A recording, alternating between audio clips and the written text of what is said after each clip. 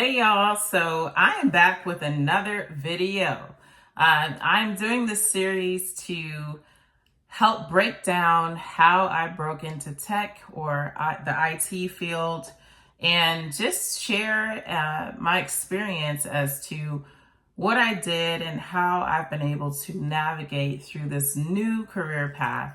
And my goal is to help someone else, of course, better navigate than I did. So if you don't know, I am Rochelle, Coach Rochelle. I know on this channel we talk a lot about faith, family things, as well as fitness. But I also chat about lifestyle things as well. So this series is talking about my life in the IT field. So if you have not checked out my previous video that I put up the other day, just talking about how I broke into tech, more specifically how I was able to get in and just my role and things like that. Definitely check that video out. I'll put it, I guess, up above. But yeah, so today I just want to come back and share with you my experience or what I did to get prepared for the interview, okay? And also things that I had to do to keep motivated about learning about the role, okay? So like I mentioned, I basically knew someone in the industry who had connections. Now, it's one thing to get the hookup, right? It's another to know what you're doing and be able to do the job, all right? So I wouldn't say this was necessarily a hookup per se.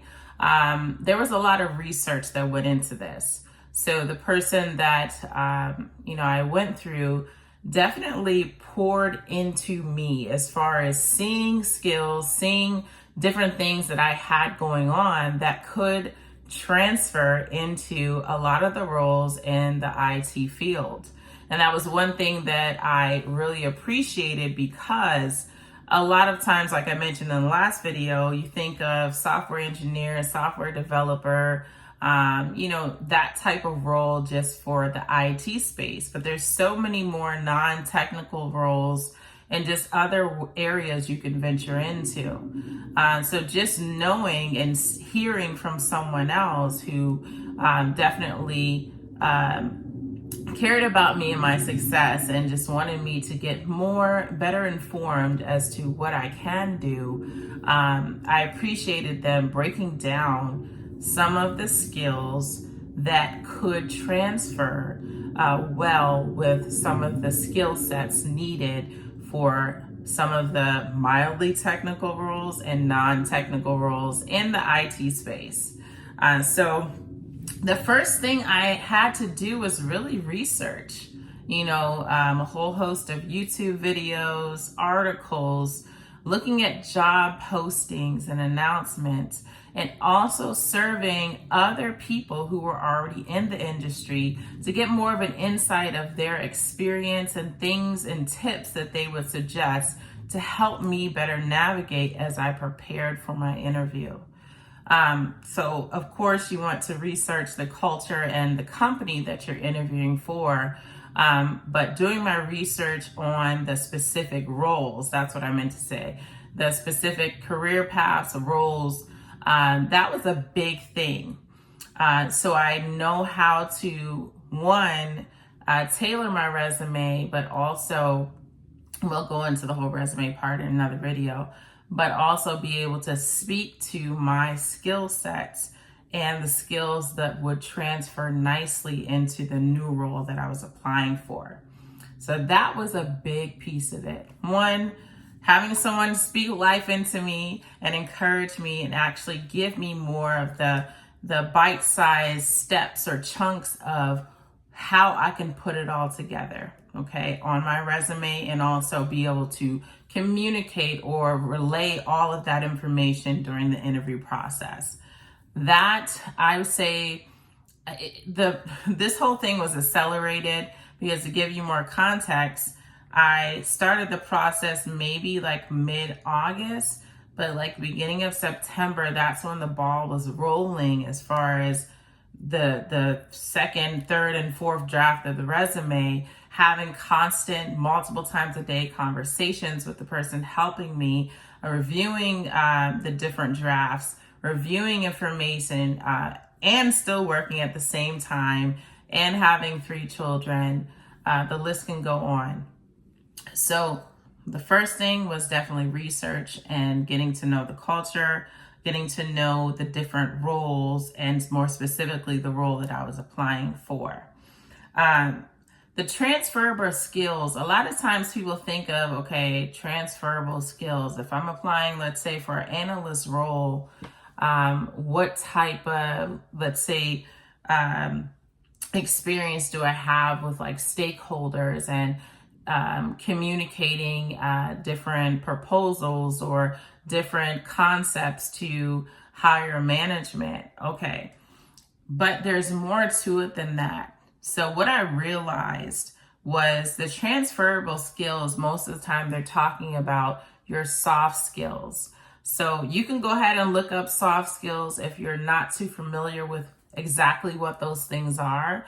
But I had the advantage to sit and think about the soft skills that really spoke to the interviewer, most importantly, the team and culture that I was going to be on, okay, or possibly on. So there was a lot of role playing that went on during this process as well. But the 2 transferable skills that I feel like I had more of an advantage to speak to, that were more of my strong suits, were definitely, well, there were quite a bit, but being adaptable. Being adaptable was one. And I guess I'll go into more of it in another video, but adaptability in the IT space, specifically in an agile environment, is key. So they want to be able to see that you're able to still function and still stay organized and be able to know what's happening.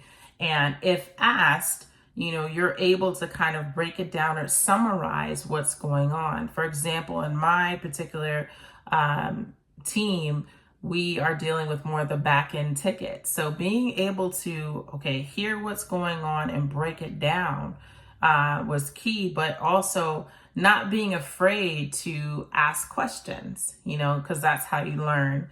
So that was definitely a strong part for me as far as being able to be adaptable. I had a lot of experience with, I was able to build my experience with being more adaptable, that skill, because I worked in a call center for several years. I'd say I have about 8 years of strong experience in 2 totally different call centers. So working in the Department of Defense, Human Resources call center, I had to be able to adapt, because you're dealing with veterans, active duty, reserve. You're dealing with the contract workforce, also the families as well. You're dealing with compensation questions, all whole host of questions, career manager questions, the gamut. So being able to pick up that information quickly, because I was able to speak to being able to adapt quickly, because that was my specific skill set. I knew it would speak well to the interviewer, because being in an agile environment, you have to be comfortable with change. They may say, okay, there's a bug in this particular CR release. Okay, how are we going to think collectively how we can maybe propose a workaround or solution? So you have to not be afraid of change, but also my strength is being able to quickly adapt to change and understand what's going on. So because of my years of experience in call center, I feel like I developed that skill, that specific soft skill, and I could speak confidently to that. And I knew that that would really help position me during the interview to possibly land the job. The other thing that I feel as though the soft skill, it kind of floats under a lot of things, but the skill that I developed in training people. So with IT, I realized that you're having a lot of huddles, you're having a lot of one-on-ones or small meetings to talk about different aspects of the release or project or things like that, requirements. So when I was in the call center specifically, I had to train a lot of people. So the ability to think critically and to problem solve was something that I feel like I learned through that activity of training people, mainly on the procedures of how do you take this specific call from an irate veteran who is really asking for their compensation that they've been waiting for over 2 years for? Or how am I going to help solve his problem or her problem, but also do it in a respectful, empathetic tone? Because a call center, they're not seeing you, so you have to be able to know how to communicate, but also be able to speak to someone to help them understand how you can help them, and be willing to deal with someone who is upset, but how can you solve their issue or at least minimize their frustration? So that's something that I had to learn through those different experiences, but actually being able to train someone on those skills, I think takes time to learn. Like I said, I was in the call center space for 8 years.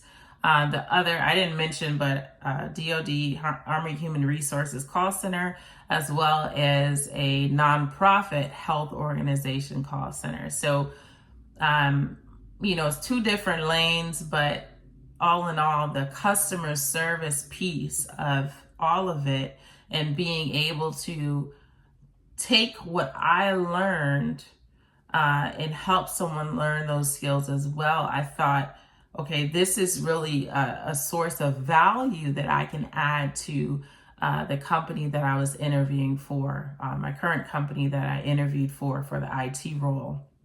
Because in IT, there are a lot of new technologies that are coming out. There's always something to learn, okay? And so being someone able to adapt also quickly, and being able to teach someone else, but most importantly, break it down in terms where someone can also quickly understand what's going on, I think is a skill. So I don't know if you were able to follow me, but those were the main 2 things that I really honed in on, being someone who had no experience in the IT space, but I knew that the skills that I did have in previous jobs or even at a current job would transfer well. But just to recap, to go over what was said before, the first thing is you definitely want to do your research. Research not just the company, but the kind of cultures that you would be walking into or working in. Okay, what type of environment is it? What type of skill sets do the other job titles have in this IT role? And how can you survey other people that that may be in a similar role or have had experience in that role as well? And then also looking at some of your transferable skills, i.e. your soft skills. And the 2 that I really liked to speak about during my interview process was being able to adapt, and also being a team player. I guess this would fall, like training someone would be more so like team player, and also being able to communicate effectively where someone could understand what you're training them on, and then feel also confident to carry out those different roles themselves. So I didn't want to make this too long, but I did want to share kind of those tips in the interview process that worked for me. Let me know in the comments below the different tips you may have in the interview process. But most importantly, confidence is key, and for me, the more I practiced the different scenarios that I was going to go over during my interview, that I was able to speak well to those different skills and transferable skills. All right, so continue to be blessed, and I'll see you soon.